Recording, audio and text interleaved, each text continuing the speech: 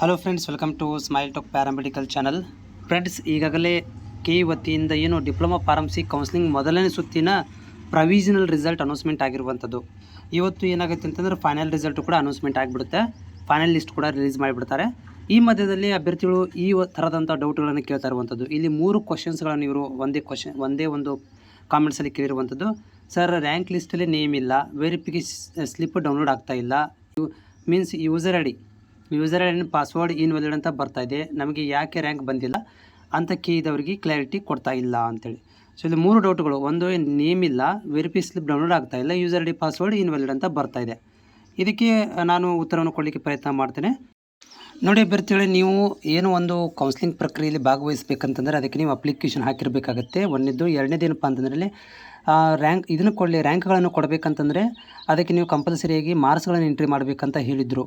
ಅದನ್ನು ಕೂಡ ನೀವು ಕಂಪಲ್ಸರಿಲಿ ಎಂಟ್ರಿ ಮಾಡಿರಲೇಬೇಕಾಗತ್ತೆ. ಮಾಡಿಲ್ಲ ಅಂತಂದರೆ ನಿಮಗೆ ರ್ಯಾಂಕ್ ನಂಬರ್ ಸಿಗೋದಿಲ್ಲ.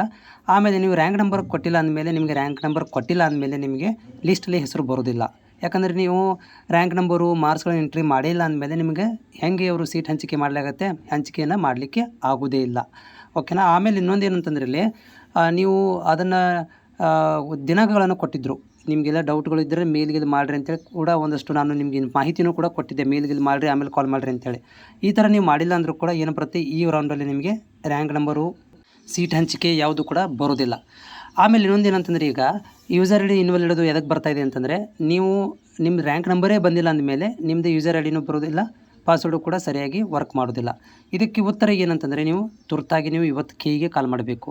ಕೆದವ್ರು ರೆಸ್ಪಾನ್ಸ್ ಮಾಡ್ತಿಲ್ಲ ಅಂತಂದರೆ ಯಾರಾದರೂ ಬೆಂಗಳೂರು ಸಮೀಪದಲ್ಲಿ ನಿಮ್ಮ ಫ್ರೆಂಡ್ ಗಿಂದಿದ್ದರೆ ಅವ್ರಿಗೆ ಅಲ್ಲಿ ಕಳಿಸ್ಕೊಡ್ಬೇಕಾಗತ್ತೆ. ಕಳಿಸಿ ಏನಪ್ಪ ಅಂತಂದರೆ ನಿಮ್ಮ ಒಂದು ಡೌಟ್ಗಳನ್ನು ಕ್ಲಿಯರ್ ಮಾಡ್ಕೋಬೇಕಾಗತ್ತೆ.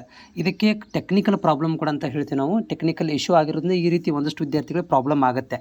ನೀವೆಲ್ಲ ಕರೆಕ್ಟ್ ಇದೆ ಸರ್, ನಾನು ಮಾರ್ಕ್ಸ್ಗಳನ್ನು ಎಂಟ್ರಿ ಮಾಡಿದ್ದೀನಿ, ಎಲ್ಲನೂ ಕರೆಕ್ಟ್ ಮಾಡಿದ್ದೀನಿ ಅಂತಂದರೆ ಅದಕ್ಕೆ ಅವರು ಆಲ್ರೆಡಿ ಟೈಮನ್ನು ಕೂಡ ಕೊಟ್ಟಿದ್ದರು. ಹೌದಾ? ಆವಾಗ ನೀವು ಮಾಡ್ಕೋಬೇಕಿತ್ತು, ಮಾಡ್ಕೊಂಡಿಲ್ಲ. ಮತ್ತು ಇನ್ನೊಂದು ಏನಂತಂದರೆ, ನಿಮ್ಮಲ್ಲಿ ಟೈಮ್ ಇದ್ದರೆ ತುರ್ತಾಗಿ ನೀವು ಬೆಂಗಳೂರಿಗೆ ವಿಸಿಟ್ ಮಾಡಿಕೊಂಡು ನಿಮ್ಮ ರ್ಯಾಂಕ್ ನಂಬರು, ನಿಮ್ಮ ಸೆಲೆಕ್ಷನ್ ಲಿಸ್ಟ್ ಒಳಗಡೆ ನಿಮ್ಮ ಹೆಸರುಗಳನ್ನು ಬರೋ ಹಾಗೆ ಮಾಡ್ಕೊಳ್ಬೋದು, ಒಳ್ಳೆಯ ಮಾರ್ಕ್ಸ್ ಇದ್ದರೆ. ಓಕೆ. ಇನ್ನೂ ಇವತ್ತೊಂದು ದಿನ ಟೈಮ್ ಇದೆ. ನೀವು ತುರ್ತಾಗಿ ಏನು ಮಾಡಬೇಕಂದ್ರೆ ಕೀದವ್ರಿಗೆ ಕಾಲ್ ಮಾಡಿರಿ. ಈಗ 10 ಗಂಟೆಗೆ ಕಾಲ್ ಮಾಡಿರಿ. ಇಲ್ಲಪ್ಪ ಅಂತಂದರೆ ವಿಸಿಟ್ ಮಾಡಿರಿ. ಎನಿ ಕಂಡೀಷನ್ ಒಳಗಡೆ ಈ ಒಂದು ಫಸ್ಟ್ ಲಿಸ್ಟ್ ನಿಮ್ಮ ಹೆಸರು ಬರೋ ಹಾಗೆ ಮಾಡಿಕೊಡ್ರಿ. ಇಲ್ಲ ಸರ್, ತಡ ಆಗಿದೆ, ನಮ್ಗೆ ಪ್ರಾಬ್ಲಮ್ ಆಗ್ತಾಯಿದೆ ಅಂತಂದರೆ 2ನೇ ರೌಂಡಿಗೆ ಕಾಯಬೇಕಾಗತ್ತೆ ನೀವು.